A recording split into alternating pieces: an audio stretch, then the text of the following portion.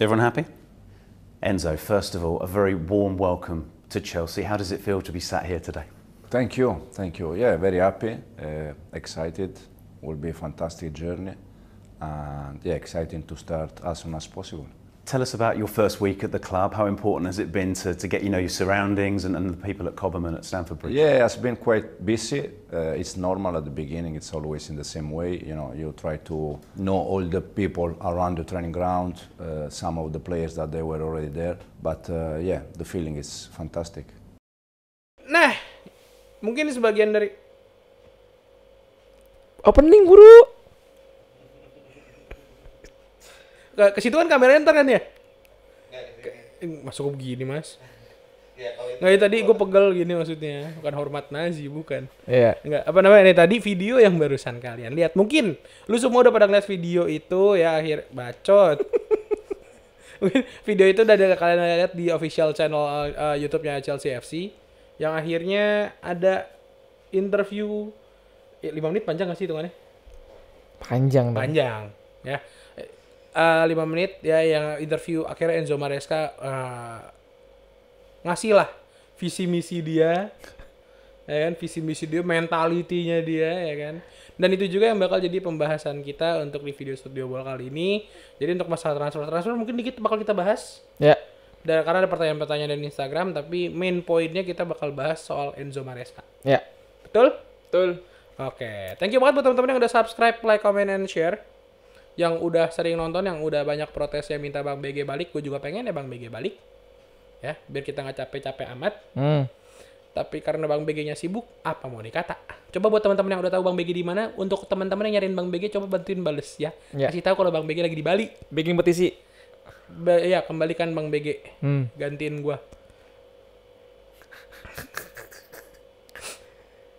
Thank you juga yang udah follow Instagram Studball, Chelsea Indo, semuanya. Ya, pokoknya thank you banget semuanya. Kita lanjut pembahasan kita setelah intro.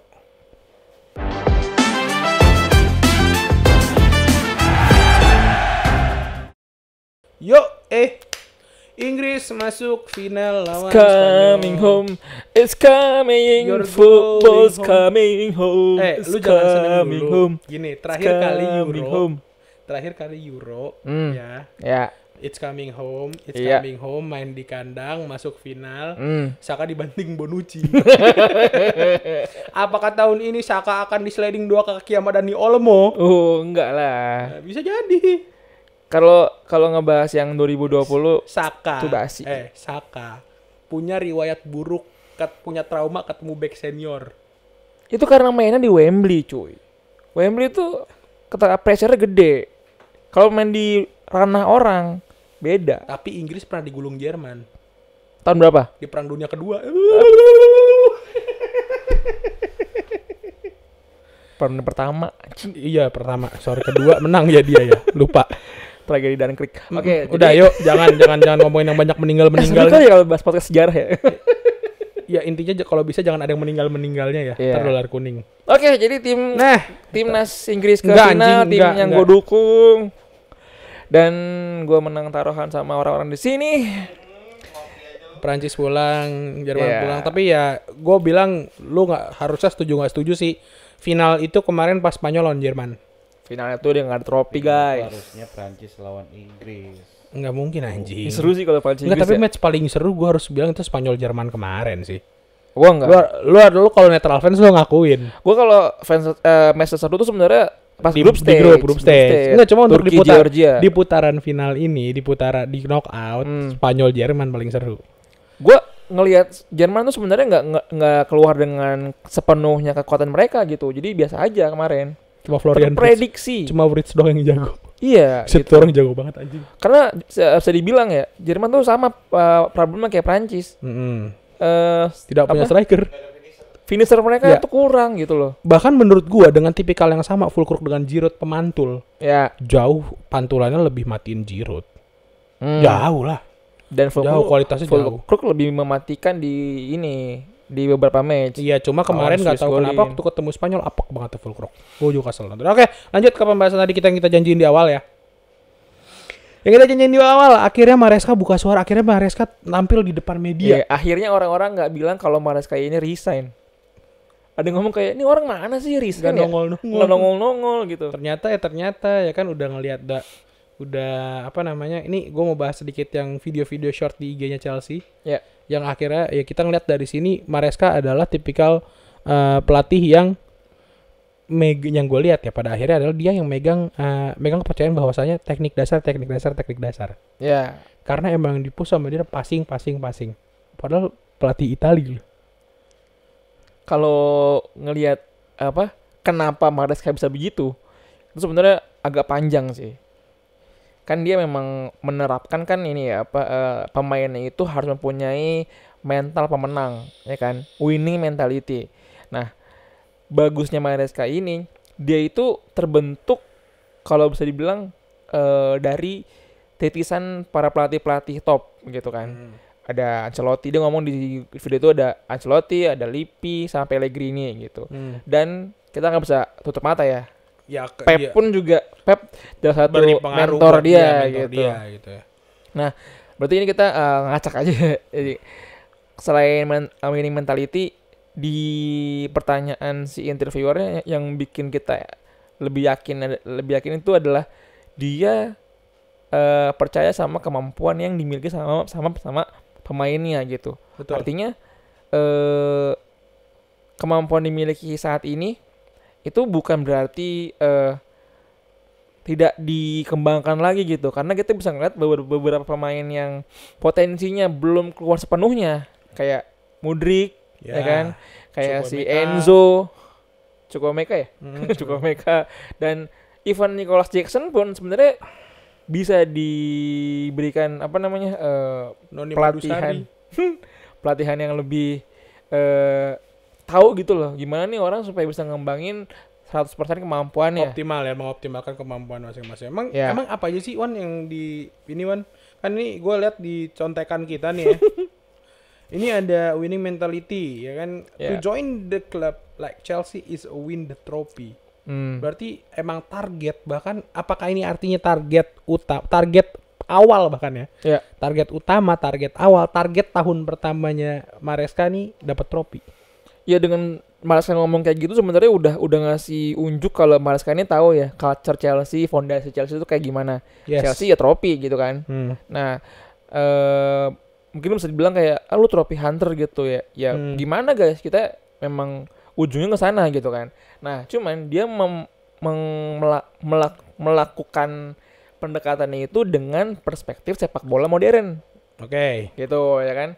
Di mana Chelsea yang bermain pragmatis beberapa musim belakang itu udah nggak laku sekarang. Kalau main pragmatis doang gitu kan. Ivan Jose Mourinho bilang, tapi masih laku yang main pragmatik. Siapa? Pragmatik slot ada tuh pragmatik. Gibiu tuh. Lupa. Lanjut. Nah, pendekatannya si Maresca ini lebih ke sepak bola modern gitu. Nah, jadi dia mengedepankan apa yang tadi dibilang kan. Dia lebih fokus ke operan jangka pendek gitu kan. Ya, basic lah, back to basic lah ya pada akhirnya. Ball position, terus permainan yang lebih menyerang, lebih agresif, dan tahu kapabilitas pemain yang memang dibutuhkan sama dia gitu. Gitu. Enggak nih, ngomong agresif, dan ini sempat bahkan ini jadi salah satu quotes utama dari interview tersebut adalah aggressive team with and without the ball. Ya. Nih lu tafsirinnya gimana sih? Kalau tafsir gue ya, karena tafsiran gue, anjing kita bakal ngeliat Atletico di Inggris nih. Atletico nggak sih? Agresif with and without the ball. Atletico coy. Gue lebih ke Real Madrid malah. Iya, kalau Real Madrid lebih ke agresif, lebih ke struktural. Ya itu. Tapi kalau misalnya base-nya agresif with or without the ball, Atletico pak. Kalau Atletico tuh rugby loh. Iya sih bisa jadi gitu ya. Rugby coy. Atau apa namanya? Karena dibilang tafsiran gue anjing masa jadi tim rugby kayak Atletico. Quarterback gitu. Ya kan bola boleh lewat, orang enggak. Atletico. Oh, kalau nggak lu kesana ya mikir. tafsiran gue di situ. Iya. Jadi kayak Boleh. karena lu kan ya with or without ini pelatih mau bikin Atletico cabang Inggris apa gimana? Ya, untungnya Tapi gue demokratis jujur sih. ketika tafsirannya adalah seperti kalau memang tafsiran beliau adalah seperti itu, ya nggak tahu ya mungkin lu penonton punya tafsiran masing-masing ya. Benar. Sama agresif with and without the ball ini ya. Mungkin bahkan Mas Adit juga punya gitu. Tapi kalau misalnya memang tafsirannya ke arah sana, I just wanna say that's not bad. Gue suka, jujur kalau gue ini balik lagi, ini subjektif dari gue. Ya. Subjektif dari gue ya, gue suka tim yang kayak gitu. Maksud gue ya ada mentalnya karena kita ingat kita punya player yang di beberapa tahun ke belakang ya yang agresif with or without the ball gitu ya. Emang kelihatan banget dia nonjol kayak gitu. Yang sekarang di Madrid. Antonio Namanya. Rudiger. Itu dia. Tony Rudiger. Iya, kalau satu tim isinya Rudiger semua apa nggak meninggal musuh? Nah, kalau lu berpikiran seperti itu tafsirannya itu sosok aja ya gitu, Iya. boleh gitu. Dan nggak ada salahnya juga karena based on bagaimana Maresca melatih, bisa dibilang high press pun ditekankan juga di taktik dia gitu. Dihalalkan ya. Dihalalkan gitu. Nggak nunggu ya. Nggak nunggu, tapi nggak sampai gegen pressing, nggak. Oh, nggak. High press aja. Nah, kalau gue melihatnya with or without the ball itu lebih ke lo bermain agresif dengan bola. Nah, ketika lo tidak memegang bola, lo membuka ruang. Bukan membunuh lawan. Itu kalau Kalau lagi Rudiger kan ngebunuh lawan kan Iya. soalnya. itu kalau lagi defense mungkin ya gitu. Nah, lo ngebuka ruang karena bisa dibilang mungkin ya harapannya adalah kita sebagai fans Chelsea tidak akan lagi melihat pemain kita kebingungan Betul. Harus kalau ngapain. megang bola gitu. Dan ini sebenarnya sudah dikasih apa ya footage-nya waktu training day one Iya. sama Maresca. Di IG-nya Chelsea. Di IG-nya FC. itu dia ngomong pas, repeat, pas gitu kan. Dan ketika yang udah ngoper itu diminta untuk repeat. Repeat. Balikin lagi. balik dan artinya tuh lu mencari ruang untuk pergerakan yang lebih maksimal gitu dalam positioning. Dan kalau misalkan emang seperti itu ya boleh-boleh aja dibilang without the ball-nya itu lebih ke mana nih, ke arah defense atau ke arah offense. Cuma kalau ngeliat dari sebelumnya waktu di Leicester ya, bagaimana cara Leicester Bisa balik lagi ke Liga Inggris. bisa balik dan juara, Main ofensif. itu offense-nya gila-gilaan. Ofensifnya gila-gila. Nah, jadi mungkin kalau yang dibawa ke Chelsea nanti adalah ini serang Chelsea akan minim kebingungan mau ngoper kemana atau mau nge-shoot atau mau diapain. Intinya tidak hanya Berarti ini back pass nggak, aja gitu. Berarti ini ya sebenarnya kita nggak akan lihat Chelsea yang nggak akan lihat beda ya, perbedaan antara Chelsea yang nantinya dimatengin sama Maresca sama Chelsea yang di 6 match terakhir di liga. Oh iya, itu Iya kan? ya Itu kan kayak gitu maksudnya ya, agresif without the ball, ya movement udah jelas ya kan, lari kemana walaupun emang finishingnya masih kusut. Ya. Ya karena itu kayak kalau finishing balik lagi ke individu ya, tapi secara taktikal berarti bakal kayak gitu menurut lo. Iya. Karena Maresca ini kan suka dengan dominasi sama ini ya, sama bola gitu. Nah, dengan adanya si KDH ini, dia ini sebenarnya udah dikasih ilmu lah gitu sama Maresca gimana cara dia bisa memanage lini tengah dengan baik gitu as a playmaker. Dan harapan gue sih nggak cuman KDH aja yang udah ngerti sama pola sama role-nya si Maresca. Artinya kayak Mudryk yang dia nggak libur habis dari Euro. Gila tuh orangnya. Ya entah gara-gara Ukrainanya emang nggak masuk knockout atau emang dedikasinya dia segitunya, tapi kayaknya dedikasi tuh mah. Alderweireld anak Tuhan yang baik. Jadi Mudryk bisa langsung compete gitu kan. Caicedo juga langsung compete gitu. Even Sterling pun nih kalau misalkan dia nggak jadi cabut bisa compete sama serangannya. Sama taktiknya maksudnya gitu. Dan gue sebenarnya nunggu banget ya, nunggu momen dimana Palmer nanti pulang dari Euro as a winner. Ih berak. As a runner up. As a winner gitu. Ya second winner. Sama Gallagher pulang, itu dia langsung in sama taktik Maresca. Bah, gila. Makin gak mau pergi itu Gallagher dari Chelsea. Harusnya sih enggak ya. Iya. Harusnya sih enggak karena kita juga udah ngelepas Chilwell? Enggak, itu belum. Lu ngomong Chilwell ya? Di footage itu Ada Chili dipanggil. ada Chili. Ada dibilang. Chili. Marcel ngomong Chili. Apakah Chilwell? Tapi Ya. bukan Chilwell masih sama Inggris. Enggak, Chilwell Oh, Chilwell ikut. nggak ikut. Chilwell ikut ini training Pulang langsung. ya, iya. Terus si Reece James juga ikut. Lavia yang kata lu hampir Meninggal. meninggal ikut. Disasi ada, si Badasil ada gitu. Sampai si Santos ada Andre. gitu. Maksud gua pemain yang di lawan pun juga ikut. Sampai Fofana pun juga ada. Hmm. Fofana pun ada. Artinya dia mau Well, apa yang mana nih Fofana ada 2 nih? Wesley sama si Datro. Oh, dua-duanya ada. Dua-duanya ada. Yang enggak ada malah Mark Gui. Di mana dia? Dia malah lagi liburan. Kocak ya? Anak baru. Anak baru. Nikmatin duit dulu gak sih? Ya. Goceng-goceng kan juga lumayan tuh duit itu. Lumayan Iya. gitu. Nah, maksud gue di sini pemain-pemain udah antusias buat ikut ke training day one-nya si Maresca, dan Maresca pun langsung turun ke teman-teman semua. Jahil ya, masih baru gitu. Dan dia langsung ngasih pola. Ya. Gimana ya operan pendek, gimana agresifnya dalam positioning, di mana langsung ini feeling gue ya. Kalau dibilang mau salah, it's okay. Itu Chilwell yang disebut sama Maresca itu bukan pasti, itu memungkinkan Chilwell akan ditaruh sebagai inverted fullback. Waduh. Jadi nih kalau gue nanya, lu bisa nggak? Nggak tahu ya, lu bisa apa nggak?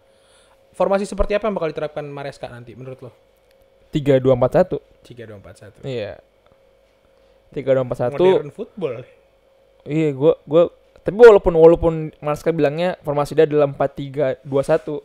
Sorry, 4-2-3-1. Itu formasi yang line up yang template lah gitu kan ya kalau ini. Cuma Cukup ketika klasik ya. Iya, cuma ketika dia melakukan penyerangan itu bisa ngeliat bahwa dia bermain dengan 3 back gitu. Dimana waktu di Leicester ada si Faes yang jadi tumpuannya. Nah, di Chelsea sekarang gue nggak sabar kalau nanti nunggu si Disasi atau Badiashile yang jadi tumpuannya, Badiashile sih. atau Tosin, jadi Tosin juga. Badiashile sih. Badiashile ya. sih. Itu Till I dia. die. Karena It's in the blood, ya. harus yang bisa ball play defender. Iya. Sama badannya gede. Dua-duanya gede sih anjing. Disasi Badiashile aja ngaco tuh dua-duanya. Nah, tapi ini lu kok nyenggol sih nih yang gue liat nih dari materi yang lokasi kayaknya ada kesamaan tahu. Apa? Press con-nya Jose. Apa sih maksud lo? The special one? Waktu Jose datang ke Chelsea, ada nih di YouTube-nya Premier League yang ngebahas Jose Mourinho. Itu Jokol ngelihat bahwa wah, ini mah bukan manajer anjing katanya gitu. Ini mah bintang film. Kenapa? Karena banyak banget media yang ngeliput, banyak banget orang-orang yang kepo sama si Mourinho ini. Iya. Gitu. Jadi si Mourinho ini diibaratkan adalah seorang bintang film, bintang Hollywood yang datang ke Chelsea Tim gitu. bola. Tim bola gitu. Nah, persamaan adalah Maresca ini spotlightnya nggak kalah Nggak gila ya. nggak kalah gila. Dan Tapi itu bisa jadi bagaimana? beban sendiri gak sih buat Maresca pada akhirnya? Oh, pasti itu. Pasti sih. Iya, dan dia pun udah tahu gitu. Oh, gue datang ke Chelsea dan culture-nya emang seperti ini. Yang bikin beda, waktu Pochettino datang, hype-nya nggak segede ini. Iya. Mungkin karena Dan Pochettino kolom komentar Chelsea pun tidak sepositif ini. itu dia. Pochettino mungkin karena mantan pelatih Spurs ya mungkin ya gitu. Kalau gue itu gue pribadi sih. Kayak. Ya. Cuma kayaknya nggak gue doang akhirnya ngerasain hal itu gitu loh. Dan waktu Frank Lampard datang pun juga kayaknya nggak se-hype waktu Maresca datang Karena gitu. masih nggak yakin pada saat itu sama lah. Oke. Ya bagus sih maksud gue. Ya semoga optimisme dari fans juga bisa jadi hal yang baik juga buat tim. Buat pemain yang baru pulang liburan, yang baru pulang Euro, ya kan, baru buat Cole Palmer yang ternyata gagal juara Euro untuk debut. Wih, juara Gagal men. juara Euro, ya kan. Gila kali. Untuk Cucurella yang pasti senang banget kan pertama kali juara Euro. Anjing. Nah itu bisa jadi tuh, ya kan. Gitu. Terus lu sempet ini kayak nyenggol masalah bapak taktik Argentina. Yang sekarang ngelatih Uruguay. Yang sekarang malah di Uruguay nih. Iya. Ini Bielsa tuh orang Argentina kan? Iya, Argentina dia. Argentina. Dia ini ya, gurunya Pochettino, gurunya Pep, gurunya March yang pelatih Leeds juga gitu. Dia ngomong setelah konversi lagi. Konvers setelah match. Setelah Nunes nambah penonton. Oh bukan. Oh bukan. Bukan. Setelah Uruguay lawan Brazil Oh, heeh. gitu kan. Yang Brazil dikata-katain habis tuh. Heeh. Biasa nangis nggak mas? Brazil kalah mas? Kasih tahu mas. Jadi Bielsa ngomong sepak bola zaman sekarang tuh udah kehilangan jati dirinya gitu. Why? Karena kebanyakan pemain itu bermain hanya untuk eh bisa dibilang nih ya, konotasinya tuh Nyari hanya nafkah. untuk ya betul, hanya untuk rupiah aja gitu. Enggak dong, Sampai pounds. ya itulah Euro. kan ini konotasinya gitu. Oke, duit lah intinya duit. Duit hanya untuk duit Orientasinya aja. duit. Udah kehilangan kayak dulu kan ada juga Bonito.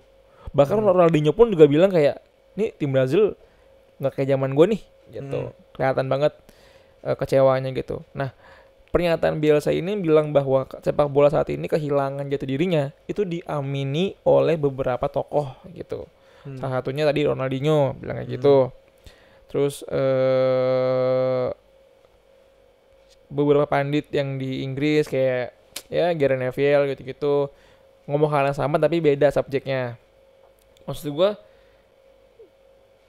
nggak bisa dipungkiri sih gitu, karena mungkin faktornya bukan karena mereka mata duitan ya, tapi karena emang godaan fulus di bola makin kesini makin gila. kalau gue bukan karena uang gitu, tapi karena environment di sepak bola sekarang tuh udah gila banget. Jatah mereka main bola itu bisa gila-gilaan gitu.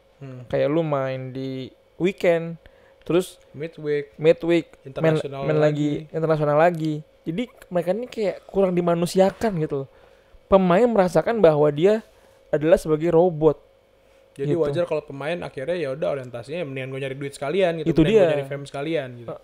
Ketika mereka berteriak, mereka nggak punya daya dan upaya gitu ya. Tapi lu takut gak sih maksudnya itu juga pengaruhin ke pemain Chelsea, karena jujur ya di Euro ini pemain Chelsea ternyata ya bahkan yang kita lihat sendiri ada tiga pemain yang masuk final. 4 dong. 4.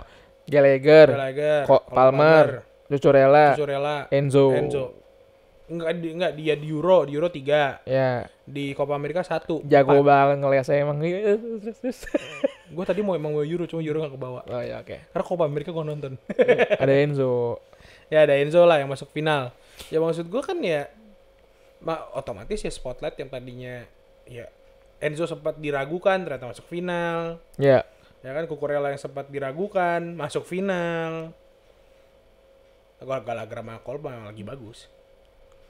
Itu loh maksud gue, bakal ngaruh gak sih tuh yang environment yang kayak gitu maksud lo?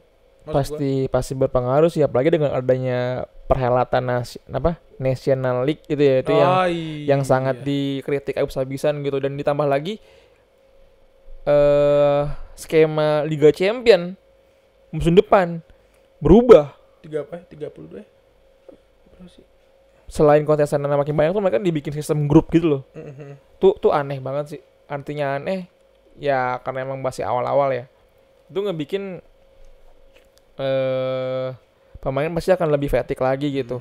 Dan ditambah lagi nih dengan adanya perhelatan yang kayak Euro kelar sebentar langsung Olimpik, habis itu langsung mulai.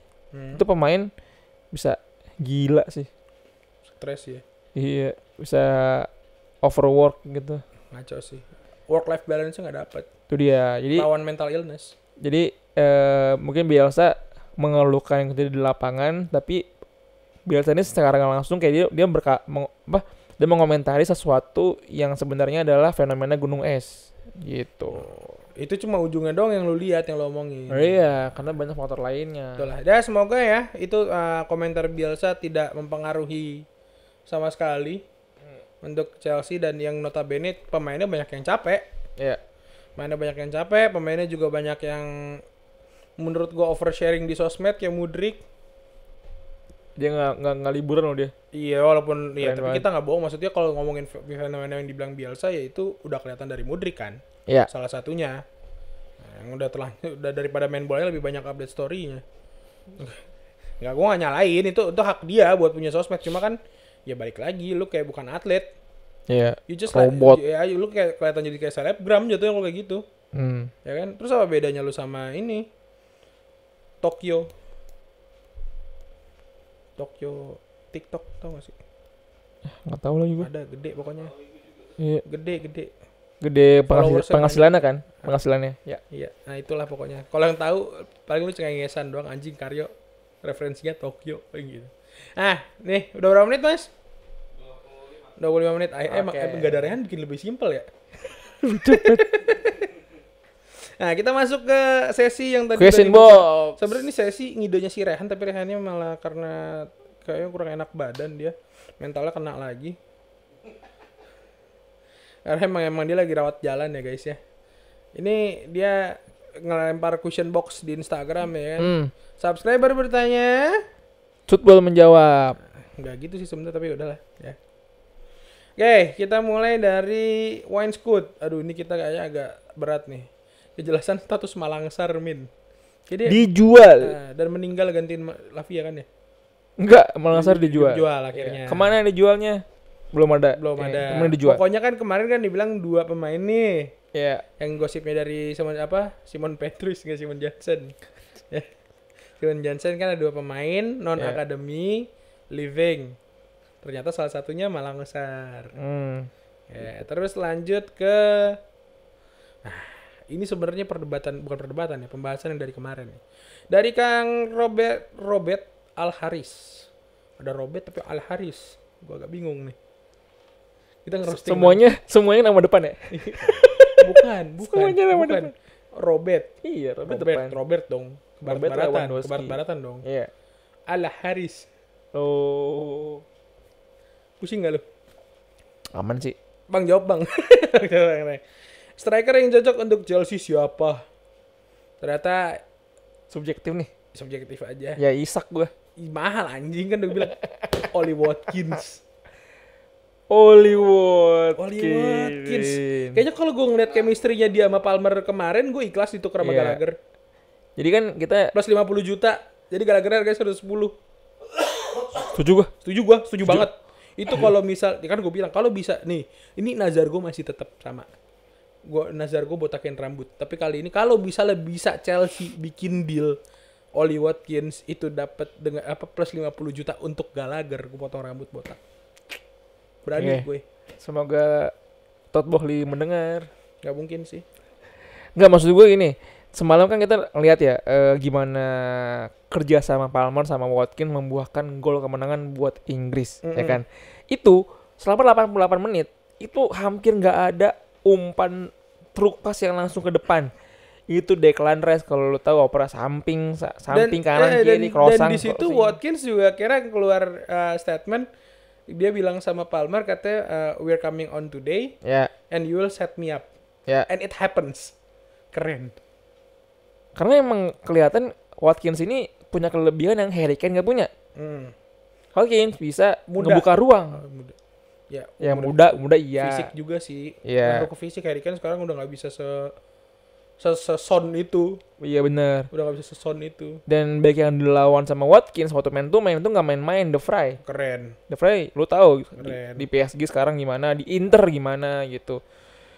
Dan itu bisa nendang melewati kolongnya De Vrij dan ngebikin Verbruggen beraragan kaget gitu loh, bola bisa dulu gitu. Dan gue pun kaget gitu. Enggak, itu juga nggak masuk, kayak anjing gol dong. Nggak mungkin ya, kayak nggak mungkin. Logikanya antara kalau nggak corner itu ngelebar. Goal kick, iya. Itu ngelebar. Itu kayaknya 70% ngelebar tuh, golnya 30% dan itu dapat. Bener. Dan sebenarnya nggak cuma itu aja yang bisa di highlight. Gimana cara Palmer ngelihat sisi celahnya itu. Celahnya itu. Ruangnya itu. Nah, maksud gua ruangnya yang satu ini. Buka ruangnya bagus. Itu dia. Nambah masuk bolanya juga bagus, finishingnya juga cakep. Itu udah. Nggak, itu udah. Jawaban kita mungkin Oli Watkins ya. Oli Watkins. Terus udah dari Bang Fikri Jams. Udah ada bocoran belum Chelsea Kit 24-25? Udah ada tapi lik-lik jelek ya. Semoga bukan. Kayaknya iya deh itu. Emang karena makin kenceng ya? Kayaknya itu tuh kalau bahasa anak jersey sekarang tuh, wah jersey sekarang ngikutin template kipernya Mills. Ya ntar kita tongolin ketumpahan chat. Nah, kita tongolin gue nyari lagi di Twitter. Ada. Gue save lagi gitu. Oke, terus nah ini gede. Carlos Yombing nih biar langsung gue jawab aja. Carlos Yombing lah ya, Carlos. Ya, bring back Chelsea to Indonesia, lo yang ngurusin ya. Udah itu dong jawaban gue. Udah ngurusin udah capek gila. Nah, ini gue juga suka nih pertanyaan subjektif nih. Karim Adeyemi fix dibeli nggak nih abang? Weh, Di Karim buyback dong Adeyemi. jatuhnya kalau Karim ya. Enggak Jamal dong. yang dari ini ya muda ya. Itu ngomongin Jamal. Ada yang lucu. apa? Kan Olise akhirnya dibeli Bayern Munchen. Iya. Nah, ketika si Jamal ditanya gitu kan sama reporter kayak, "Oh iya, saya kenal Olise gitu. Kita sama-sama dari akademi Chelsea." Nih para pemain akademi Chelsea. Mereka tuh kayak nggak segan-segan buat ngomong dia dari mana gitu. Iyalah. Saya dari akademi Chelsea gitu. Kayaknya akademi Chelsea ini ya apa brotherhood-nya mantep ya. Parah. Dan sebenarnya kayak pemain Chelsea yang ke Munchen banyak juga nggak sih? Banyak. Arjen Robben akhirnya finishnya di sana. Ya. Ya kan? Yang kalau dari yang seniornya, yang muda-mudanya itu Jamal. Ya Jamal. kan? Oh udah kusut lu. Ke Munchen, kusut. Oke, last question ya. Last question.